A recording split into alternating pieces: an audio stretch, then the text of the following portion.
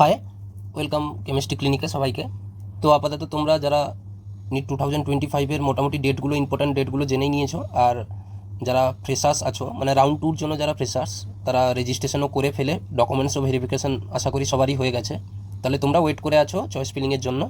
আবার সিট ম্যাট্রিক্সও পেয়েই যাবে, আর একদিনের পর সিট ম্যাট্রিক্সও পেয়ে যাবে এবং চয়েস ফিলিংটাও করবে। তো সেকেন্ড রাউন্ড চয়েস ফিলিং সবথেকে মোস্ট ইম্পর্টেন্ট, হ্যাঁ। আর এটাতে একটু সাবধানতাও অবলম্বন করতে হয়। কেন, একটু পরেই বলছি। তো দেখে নাও যে দেখে নাও সেকেন্ড রাউন্ডে তাহলে কারা কারা চয়েস ফিলিং করছো বা কীভাবে করছো সেটা হালকা করে একটু জানাচ্ছি। সেটা হচ্ছে, দেখো, যারা নিউ রেজিস্ট্রেশন করেছো তারাও সেকেন্ড রাউন্ডে চয়েস ফিলিংয়ে পার্টিসিপেট করছো। আর যারা রাউন্ড ওয়ানে নো কলেজ অ্যালোটেড, কোনো কলেজ অ্যালোটেড হয়নি তাদের, তারাও সেকেন্ড রাউন্ডে পার্টিসিপেট করছো। এবং কলেজ অ্যালোটেড হয়েছে কিন্তু প্রি এক্সিট করে দিয়েছো, তোমরা কলেজটাই নাওনি, তারাও সেকেন্ড রাউন্ডে চয়েস ফিলিংয়ে বসবে। এবং যারা আপগ্রেডেশনে গেছো, যেসব ক্যান্ডিডেট আপগ্রেডেশন, মানে তোমরা কলেজে কোনো কলেজে ভর্তি হয়ে এসছো এবং সেই কলেজে বলে এসছো যে আমরা সেকেন্ড রাউন্ডে আপগ্রেডেশনে যাব, তো তারাও চয়েস ফিলিং করবে। তো দেখে নাও চয়েস ফিলিংয়ে তাহলে সেই প্রথম রাউন্ড ওয়ানে যেটা ছিল সেটাও মেনটেন করো। যারা অনলি এমবিবিএস চাও, যারা অনলি এমবিবিএস চাইছো যে আমি শুধু এমবিবিএস চাই, তাহলে তোমরা কী করবে, এমবিবিএস গভর্নমেন্ট কলেজ বা এমবিবিএস সেমি গভর্নমেন্ট বা এমবিবিএস ম্যানেজমেন্ট কোটার জন্য তোমরা চয়েস ফিলিং করবে। ঠিক আছে, কারণ তোমরা বিডিএস ফিল আপ করে দেবে, কিন্তু বিডিএস চাইছো না, সে তো আরেক ঝামেলা, তোমাকে আবার এক্সিট করতে হবে। তো যারা এমবিবিএস চাইছো তারা শুধু এমবিবিএসের কলেজগুলো ফিল আপ করো। আর যারা এমবিবিএস বিডিএস যা হোক একটা হলে হবে, তাহলে সেরকম হলে তোমরা এমবিবিএস গভর্নমেন্ট কলেজগুলোকে প্রথমে রাখো, তারপর বিডিএস গভর্নমেন্ট, তারপরে এমবিবিএস সেমি গভর্নমেন্ট, তারপরে বিডিএস সেমি গভর্নমেন্ট, তারপর management quota MBBS, BDS management quota রেখো। ঠিক আছে, যারা MBBS BDS private semi government যা হোক হলে হবে, তারা কিন্তু এইটাকে ফলো করো। আর যারা আপগ্রেডেশনে গেছো, তারা যে কলেজে অ্যাডমিশন নিয়েছো তার থেকে ভালো র্যাঙ্কের কলেজ চয়েস ফিলিং করবে। ঠিক আছে, সেটা কি আমি এক্ষুনি বলে দিচ্ছি। যারা আপগ্রেডেশনে গেছো তারা কিন্তু যে কলেজটা পেয়েছো সেই কলেজের থেকে তোমার সেন্সে বেটার কলেজগুলো ফিল করবে। কি বুঝতে পারলে কিনা বলো?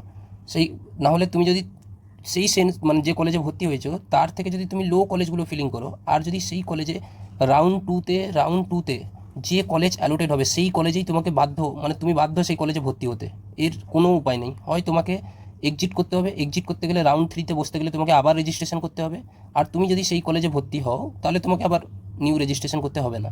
তো রাউন্ড 2-তে খুবই সাবধান, যদি কোনো কলেজ পেয়ে থাকো তাহলে সেই কলেজেই তোমাকে ভর্তি হতে হবে।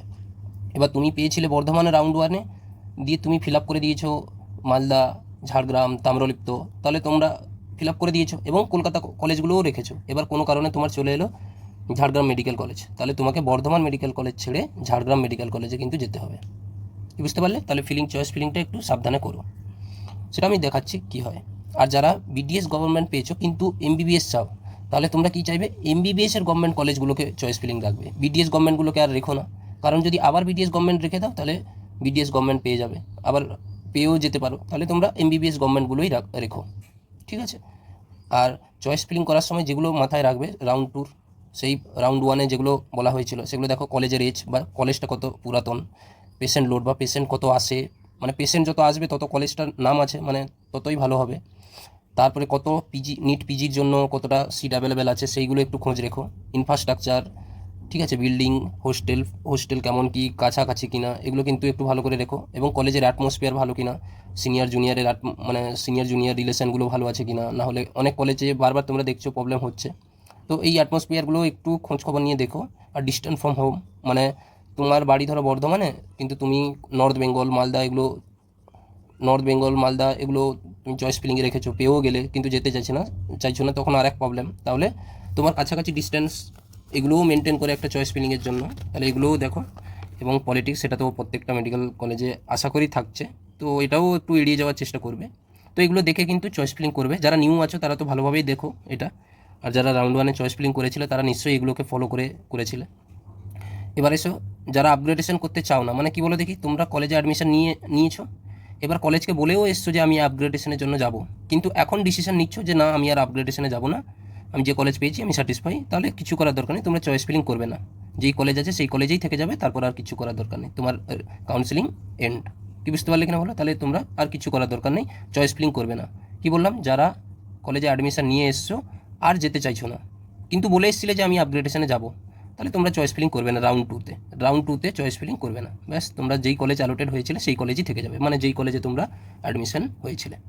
আচ্ছা চলো, যেটা হচ্ছে এগুলো হচ্ছে এমবিবিএস লিস্ট। এবার চয়েস ফিলিং কীরকম করবে সেটা আমি বলে দিচ্ছি। দেখো, এক তো যারা ফ্রেশার্স আছো তারা তোমাদের যেরকম রাউন্ড ওয়ানে চয়েস, ফ্রেশার্স যারা আছো রাউন্ড টুতে যারা পার্টিসিপেট করছো তারা ইন জেনারেল যেরকম তোমার ভালো মনে হয় সেরকম চয়েস ফিলিং করো, ঠিক আছে। আর যারা রাউন্ড ওয়ানে কলেজ পেয়েছিলে কিন্তু অ্যাডমিশন নাওনি, এক্সিট করে দিয়েছো, তার মানে কি তোমরা যে কলেজটা পেয়েছিলে সেই কলেজটা তোমরা চাও না, তার মানে নিশ্চয়ই সেই কলেজটা চাও না। ধরো আমি বলছি তোমরা নর্থ বেঙ্গল মেডিকেল কলেজ, বা ধরো আমি বললাম বাঁকুড়া মেডিকেল কলেজ, ধরলাম বাঁকুড়া মেডিকেল কলেজ তোমরা পেয়েছিলে রাউন্ড ওয়ানে, কিন্তু তোমরা এই কলেজে ভর্তি হওনি। বাঁকুড়া মেডিকেল কলেজ খুবই ভালো মেডিকেল কলেজ, এবার কোনো কারণে তুমি চাইছো না বাঁকুড়া মেডিকেল কলেজ আমি চাইছি না, তাহলে তুমি আবার এই বাঁকুড়া মেডিকেল কলেজকে ভরে দিও না। এইটা চাইছো না তার মানে তুমি নিশ্চয়ই এইগুলোকে চাইছো। আমার কথাটা বুঝতে পারছো কিনা বলো? তুমি বাঁকুড়া মেডিকেল কলেজ পেয়েছিলে, তুমি অ্যাডমিশন নাওনি, তার মানে নিশ্চয়ই তুমি, আমি এইটা আমার মতো করে সাজিয়েছি, তোমার একটা তো প্রিফারেন্স লিস্ট আছে যেটা তুমি যেগুলো চাইছিলে, যে তোমার পছন্দের মেডিকেল কলেজগুলো তুমি, তাহলে তুমি সেই দিকটা খেয়াল রাখো। তাহলে তুমি যেইগুলো চাইছিলে সেইগুলোই ফিল আপ করো। কি বুঝতে পারলে কিনা বলো? তুমি যেগুলো চাইছিলে সেগুলোই ফিল আপ করো। আর চয়েস ফিলিংটা বারবার বলছি সেটা সম্পূর্ণ তোমার ব্যাপার। আমি যেগুলো দিয়েছি সেরকম নাও বানাতে পারো। তুমি যে কলেজকে তোমার, এই 5টা মেডিকেল কলেজ তো সবার কনফার্ম থাকবে, মানে এই 7টা তো মেডিকেল কলেজ, 7টা আর বাঁকুড়া সম্মিলনী মেডিকেল কলেজ, এই কটা তো ঠিক কনফার্ম থাকবে সবার, মানে ফিক্স থাকবে, আর বাদ বাকি সব এক্সচেঞ্জ হয়। তো প্রিফারেন্স লিস্টটা তুমি নিজে বানাও, হ্যাঁ, তোমার পছন্দ অনুযায়ী বানাও। প্রথম 5টা মেডিকেল কলেজ মানে কলকাতার যে টপ 5 মেডিকেল কলেজ, আমাদের ওয়েস্ট বেঙ্গলেরও টপ 5 মেডিকেল কলেজ, সেটা তো ফিক্সড সবারই থাকবে, আর বাদ বাকি তোমার যেটা ভালো লাগে, তুমি যেটা বুঝেছো খুব ভালো মেডিকেল কলেজ, সেই অনুযায়ী লিস্ট বানাবে। আমি কীরকম দিচ্ছি সেটা নিয়ে বানানোর কোনো দরকার নেই। কি বুঝতে পারলে কিনা বলো? কারণ অনেক ব্যাপার থাকে। নর্থ বেঙ্গল মেডিকেল কলেজ খুবই ভালো মেডিকেল কলেজ, এবার আমাদের সাইডে মানে আমরা যেখানে মেদিনীপুরে থাকি বা বর্ধমানে থাকি, তারা কি নর্থ বেঙ্গল প্রেফার করবে? তারা সেইটা না প্রেফার করে তারা ডায়মন্ড হারবার প্রেফার করবে, বারাসাত মেডিকেল কলেজ প্রেফার করবে। কি বুঝতে পারলে কিনা বলো? বর্ধমান, সাগর দত্ত বর্ধমান, এগুলো তো খুবই ভালো মেডিকেল কলেজ। তো কি বুঝতে পারলে কিনা বলো? তাহলে এটাও ডিপেন্ড করে যে বাড়ি থেকে ডিস্টেন্সটা কীরকম। হ্যাঁ, কোনটা ডিপেন্ড করে না? কলকাতার এই 5টা মেডিকেল কলেজ, যেটা যত দূরে হোক তার, কিন্তু কলকাতার 5টা মেডিকেল কলেজ প্রিফারেন্সে রাখবে সব ওয়েস্ট বেঙ্গলের স্টুডেন্ট, সে যত দূরে হোক না কেন। কিন্তু যারা নর্থ বেঙ্গলের স্টুডেন্ট তারা কিন্তু কলকাতা 5টা মেডিকেল কলেজের পর north Bengal medical college select করবে, কারণ এটা খুবই ভালো মেডিকেল কলেজ। কি বুঝতে পারলে কিনা বলো? তো রাউন্ড টুতে যারা কলেজ পেয়েছিলে ছেড়েছো, তোমরা কিন্তু তার থেকে আরও বেটার কলেজ তোমার সেন্সে সেইগুলো ফিল আপ করো, নাহলে তুমি ছেড়েছিলে তো ওই কারণেই যে আমি আরও বেটার কলেজ পাবো বলে। ঠিক আছে, তাহলে এটা বুঝে নিয়েছো। তারপর নেক্সট রাউন্ড টুতে যারা অ্যাডমিশন নিয়েছো, ধরো কোনো কারণে আমি বলছি মুর্শিদাবাদ মেডিকেল কলেজে তোমরা অ্যাডমিশন নিয়েছো, তাহলে এই মুর্শিদাবাদ মেডিকেল কলেজের উপরে যতগুলো আছে মানে এই 13 এইখান থেকে ফিল আপ করবে তাহলে। আচ্ছা দাঁড়াও, আমি একটা কাজ করি, এটা মুছে দিই। হ্যাঁ, এবার দেখো, এবার ধরো তুমি কোনো কারণে মুর্শিদাবাদ মেডিকেল কলেজ পেয়েছো,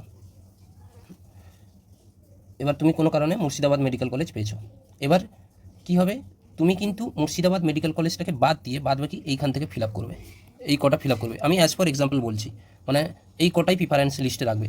এই কলেজ পেয়েছো তাহলে তার উপরে, এইটা আমি আমার অনুযায়ী সাজিও না, তোমার অনুযায়ী সাজিও, আমি জাস্ট একটা এক্সাম্পল দিয়ে তোমাদের বলছি। কি বুঝতে পারলে কিনা বলো? ধরো কেউ কোনো কারণে মানে কেউ ফার্স্ট রাউন্ডে বর্ধমান মেডিকেল কলেজে ভর্তি হয়েছো, তাহলে নিশ্চয়ই তুমি আর নর্থ বেঙ্গল চাইবে না, বাঁকুড়া চাইবে না, জিএনএম চাইবে না। আর যদি কেউ চেয়েও থাকো যে Bardhaman medical college GNM medical college থেকে, মানে জিএনএম মেডিকেল কলেজটা অনেক ভালো তোমার কাছে, তাহলে তুমি কিন্তু রেখো। কি আমার কথাটা বুঝতে পারলে কিনা বলো? তাহলে তোমার প্রিফারেন্স লিস্টটা আলাদা হবে।